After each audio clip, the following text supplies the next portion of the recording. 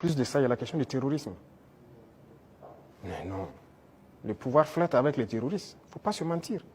Attendez, croyez-vous vraiment que peut-être l'armée ivoirienne est tellement surpuissante que quand les terroristes les voient seulement, ben écoutez, cela, il ne faut même pas les toucher, quoi que ce soit. Vous croyez à ça? Ils sont tellement plus puissants que les 3 armées de l'AES. C'est faux. Il y a un pacte de non-agression. Et quand il y a un pacte de non-agression, vous devenez une base arrière. Et tout ça, ça m'inquiète justement. Si ce pays, il y a des crises, le pays sera attaqué par les terroristes. Parce que s'ils ne gagnent plus ce qu'ils gagnent, le pays sera attaqué et ce pays va sombrer. C'est un danger. C'est pourquoi j'ai passé le temps à dire au chef d'État, on ne pactise pas avec les terroristes. Voilà. Si ce pays, il y a des crises, le pays sera attaqué par les terroristes. Parce que s'ils ne gagnent plus ce qu'ils gagnent, le pays sera attaqué et ce pays va sombrer. D'abord, pour tous ceux qui le savent, ce n'est pas la première fois que le Burkina accuse la Côte d'Ivoire. Ce n'est pas la première fois que le Burkina sous Ibrahim Traoré engage des actes d'hostilité vis-à-vis de la Côte d'Ivoire. Et on va simplifier l'équation. Si on prend un homme très fort dans le quartier qui frappe tout le monde, et vous allez comprendre pourquoi je dis qu'il frappe tout le monde. Parce que ici, la Côte d'Ivoire est la première puissance militaire de l'UEMOA. Nous sommes la 17e armée en Afrique sur 54. Nous sommes la 105e armée à travers le monde. Et nous sommes la 2e armée la plus puissante et la plus structurée de la CEDEAO. Et vous pouvez vérifier cela dans le classement 2005 de Global Firepower. Mais quand vous voyez un pays où des gens sont en incapacité de résoudre leurs problèmes internes, parce que le problème du Burkina, beaucoup voient, mais beaucoup ne comprennent pas. Il n'y a pas que les djihadistes qui participent au désordre actuel au Burkina. Pour bien expliquer, voilà des militaires qui ont été entraînés et qui font une succession de coups d'État pour s'enrichir et mettre le pays, le Burkina, dans le chaos. Ibrahim que vous voyez, c'est quelqu'un qui a détourné 400 millions de soldats au front. Et c'est ce qui va être l'une des raisons qui va faire le coup d'État contre celui qui l'a enlevé. Mais que ce soit lui, que ce soit celui qui l'a précédé, il y a des problèmes en commun qu'ils n'ont pas résolus. C'est le problème de la RSP, le régiment de sécurité présidentielle. Souvenez-vous très bien. Comment dans un pays, les djihadistes soi-disant disent « On veut que vous libérez Diendéré ». Ça fait partie des demandes. Depuis quand Diendéré c'est qui au Burkina Faso? Quand vous vous posez cette question, depuis quand vous avez vu des djihadistes, que ça commence par Mohamed Issouf au Nigeria, à travers Boko Haram, pour voir tout ce qu'on a vu aujourd'hui en Afrique de l'Ouest, les démembrements. Est-ce que vous avez vu une fois, ils ont demandé qu'on libère un chef militaire? Mais pourquoi au Burkina, les soi-disant djihadistes demandent qu'on libère Diendéré? Ça veut dire que c'est l'armée du Burkina même qui va très mal. C'est ça la première vérité qu'il faut dire.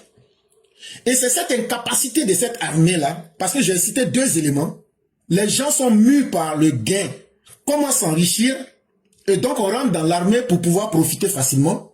Et si on a la chance de pouvoir faire un coup d'État, c'est très bien, ça vient encore comme une cerise sur le gâteau. Mais entre-temps, les différents pouvoirs ont laissé des problèmes qui n'ont pas été traités correctement. Et aujourd'hui, quand Ibrahim Traoré dit qu'il y a des terroristes en Côte d'Ivoire, il dit vrai et il dit faux. Il dit vrai parce que les terroristes, comme vous les connaissez, ce ne sont pas eux. Mais il y a effectivement des militaires du régiment de la sécurité présidentielle qu'on appelle les RSP. Quand ils ont été traqués au niveau de l'armée du Burkina pour sauver leur vie, ils se sont retrouvés en Côte d'Ivoire. Ça, c'est une vérité.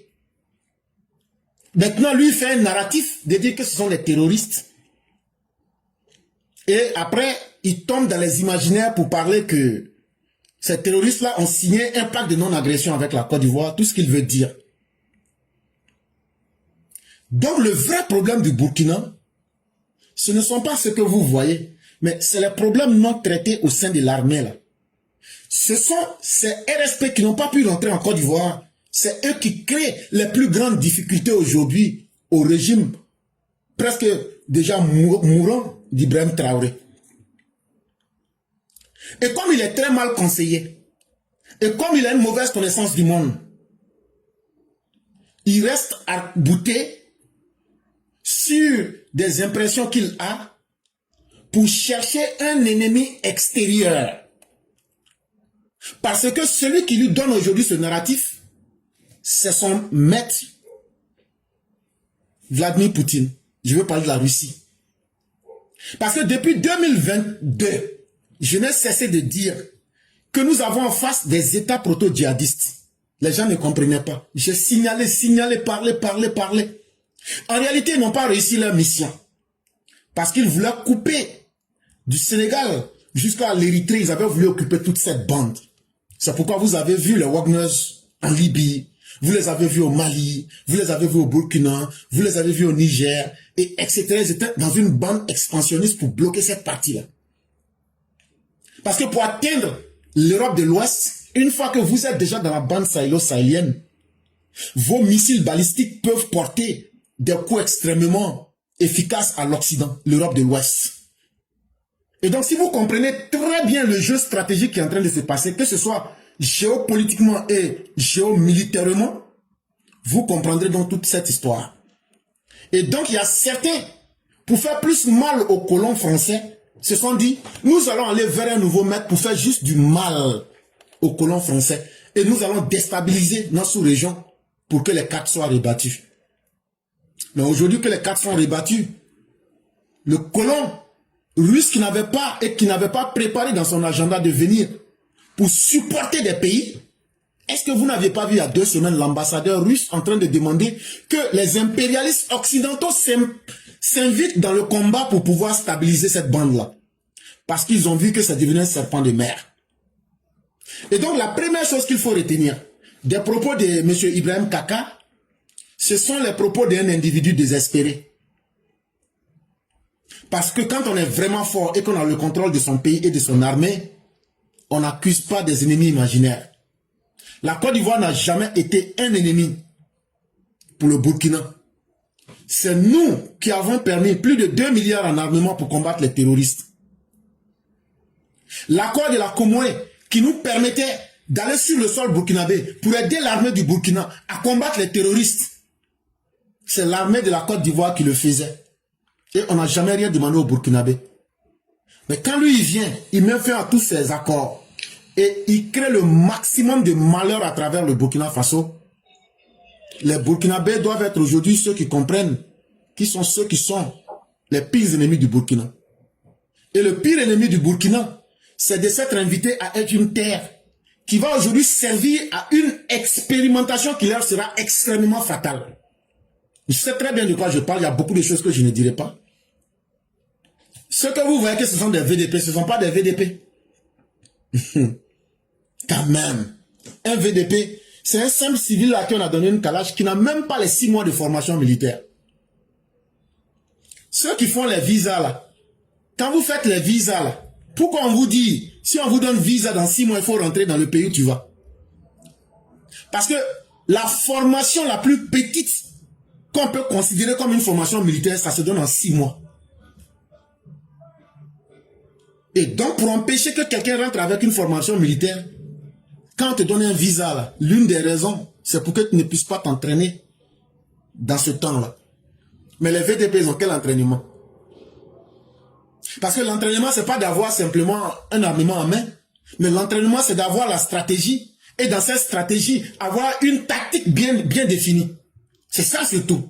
Comme démontrait Sun Tzu, une guerre sans tactique est une guerre perdue parce que la stratégie vous mènera à l'échec.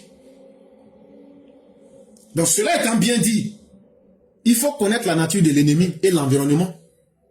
Ce que vous voyez là, ou même ceux qui ont attaqué à Difita là, ce ne sont même pas des Burkinabés. Et je sais très bien de quoi je parle.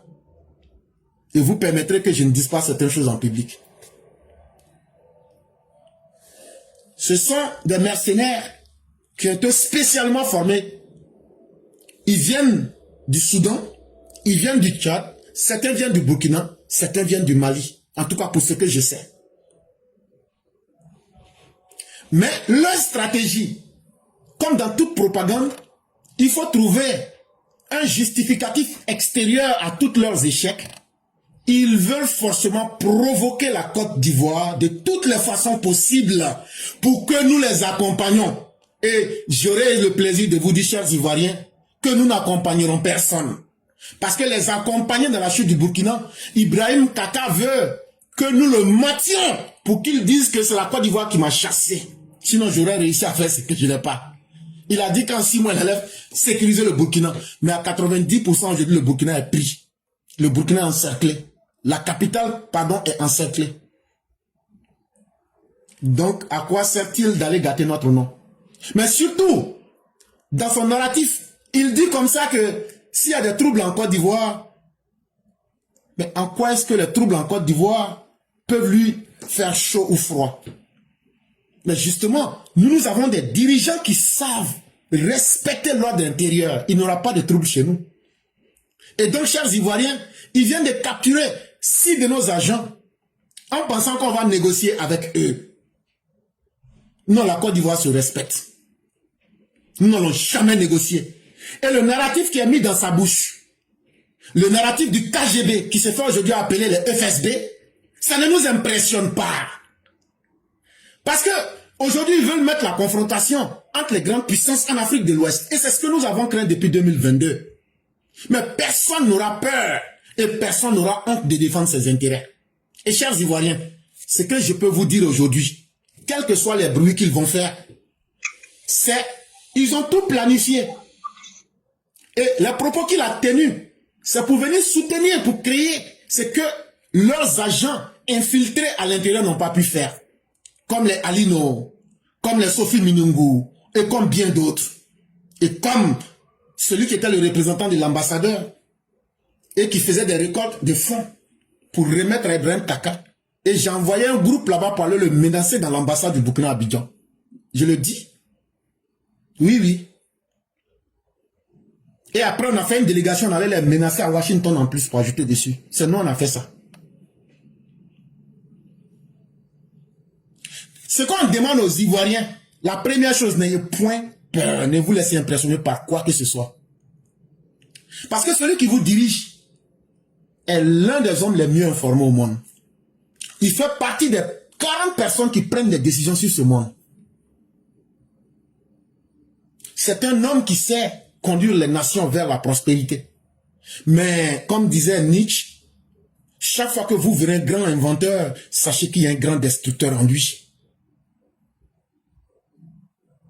Ce qui leur fait peur, c'est les élections en Côte d'Ivoire. Parce que ces élections qui se tiendront en Côte d'Ivoire, quand elles seront terminées, que le président Ouattara sera président, est-ce que vous ne voyez pas le balai diplomatique des Américains et de l'ONU en Côte d'Ivoire? Vous pensez que c'est gratuit, mais c'est parce que Alassane Ouattara est beau? Non! C'est parce qu'on va nettoyer la zone. C'est ce qui les fait peur. La zone sera proprement nettoyée. Et aujourd'hui, le temps n'est plus à leur faveur.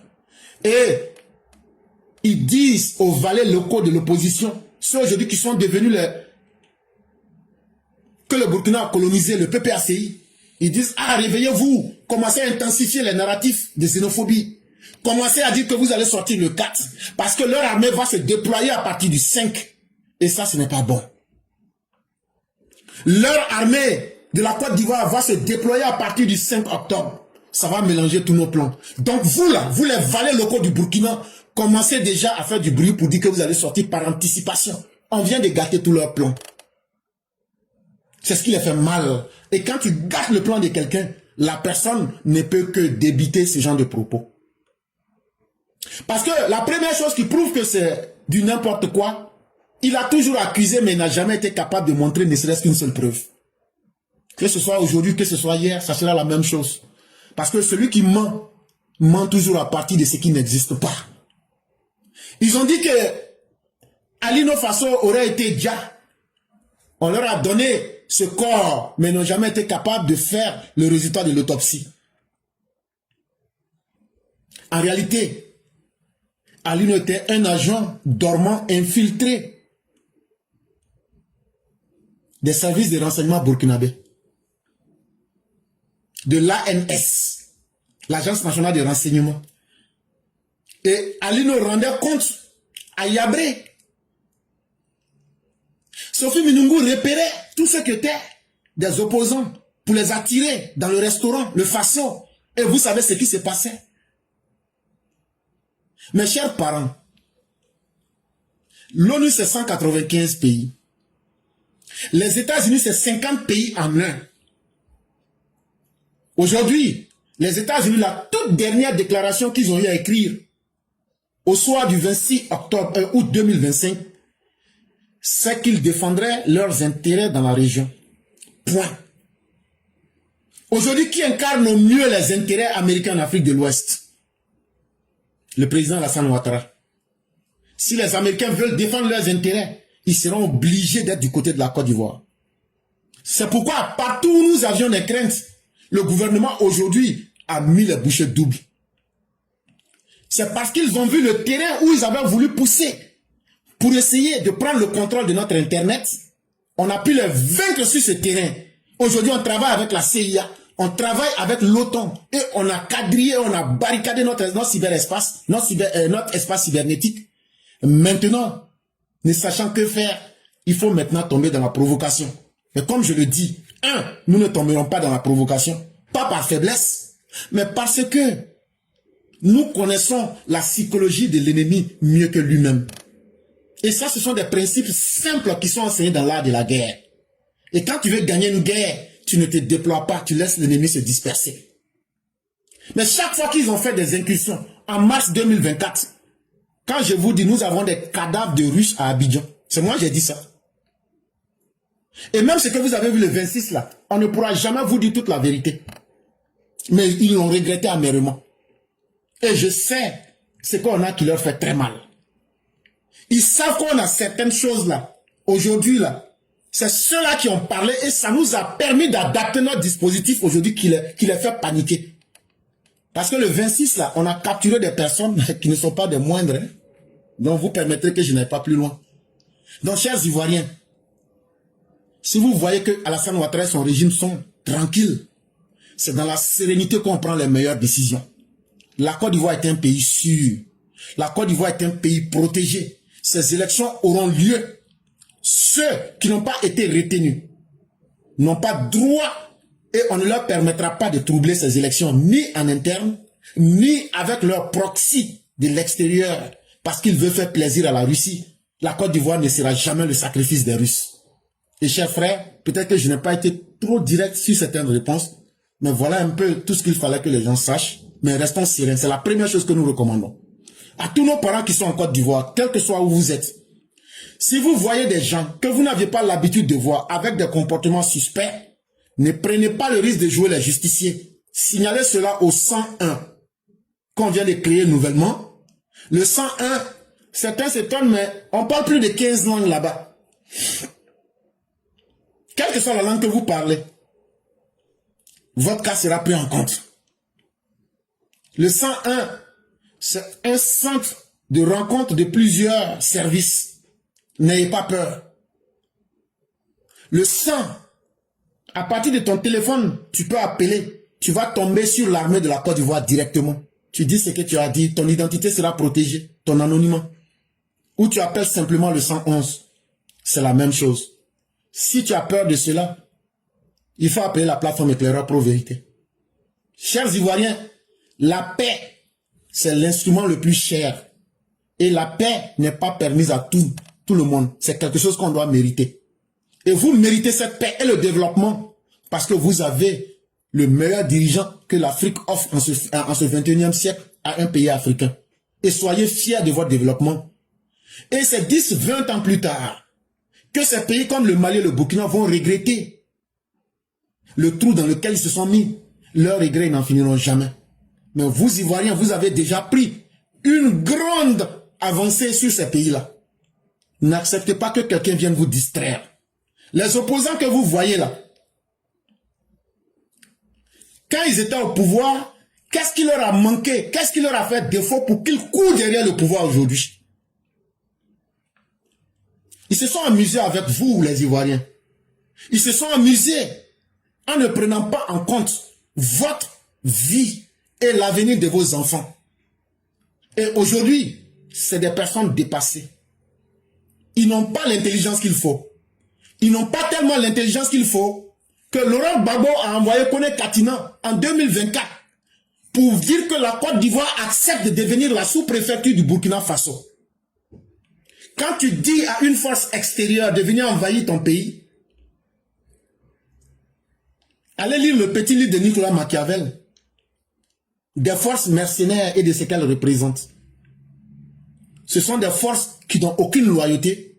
Ce sont des forces qui sont très courageuses en temps de paix, mais très lâches dès qu'elles voient un ennemi. Ouagadougou est déjà entouré. Et bientôt là, Ibrahim cherche sa survie. Il veut simplement un argument pour dire qu'il était obligé de fuir le Burkina. Mais on va le laisser avec ses djihadistes. On va le laisser avec le RSP. Et ils vont régler son compte. Et après, le Burkina va rentrer dans le Conseil des Nations propres. Nous n'allons pas créer plus de malheur au Burkinabé. Parce que nous avons la possibilité de capturer Ibrahim. Nous avons la possibilité de capturer ce chien errant en 6 heures du temps. Mais ce que les Burkinabés ont souhaité, nous les laissons avec leur choix.